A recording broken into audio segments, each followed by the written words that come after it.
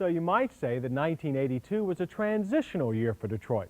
They suffered through high interest rates, yet launched a number of new concepts. Maybe our next look at 83 car inventories will show those concepts paying off. And speaking of new concepts, next we have something from the Misery Loves Company department. You may have noticed that the airline business isn't doing too well either these days. So Eastern Airlines and Chevrolet came up with a promotional scheme designed to get them both off the ground.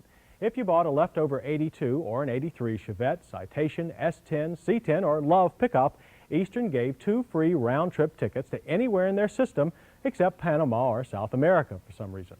Eastern said that could be worth over $2,000. Seems that science marches on by grafting the wings of man onto a Chevy Chevette. You might remember years ago GM tried grafting the fins of man onto one of their cars. Remember the '59 Cadillac? It sure looked like it could fly. Okay, let's take a flyer and find out what's happening in the spy front from MotorWeek's own Matahari, Joyce Braga. Joyce, what's new for this week? Well, John, you know, I was just looking at this and it reminded me that I have some European news for you this week. Not another European sedan coming on the U.S. market. Well, not quite. If you think back and remember the Ford Experimental Probe 3. Oh, yes, their aerodynamic show car. We did a piece on that ourselves. That's right, and this is the one right here. And to refresh your memory, let's take another look at that Probe 3. Because, you know, that was Ford's original answer to aerodynamics.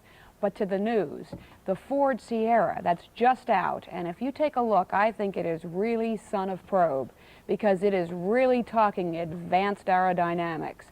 And you look at that shovel-type nose, I don't know, it kind of reminds me of a shark, you know, the great white shark, and those flush rectangular headlights, and then that sloping back with what Ford calls an arrowback tail that includes the spoiler. You know, when you put this whole thing together, the low-weight design and the high gearing, you're really coming up with quite a performance and an economy package. Well, it sure looks exciting on the outside, but what about under the hood and on the interior? Oh, I think it's exciting. It's very plush with a really nice padded steering wheel and a very well laid out instrumentation panel. And under the hood, you get a variety of drivetrains. There's a 4-cylinder and a 6-cylinder gas and a diesel option. A diesel option? Yeah. Well, where does the Sierra fit into Ford of Europe's overall plan? Would you believe that it's going to replace the Cortina? The Cortina? Yes. That car's been around at least since 1962. I heard they made 10 million of those things. I mean, this is quite a move for Ford. Well, where is the Sierra going to fit in here, or is it going to fit in the United States?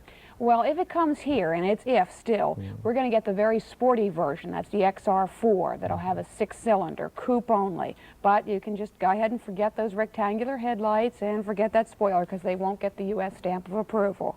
But, you know, I don't think you really have to wait because the Sierra influence is already quite noticeable in the design of that U.S. Ford Tempo Topaz.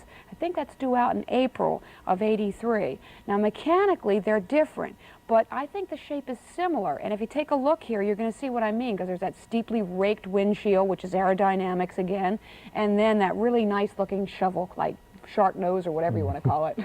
Well, the Tempo Topaz now are going to be front-wheel drive. The Sierra is rear-wheel drive. That's right. So this will be like the old days when Ford used to import the Capri from Germany for the U.S. market. That's right. Same Interesting. thing. Lots of aerodynamics in Ford's new products. Thanks, Joyce. Okay, now that we've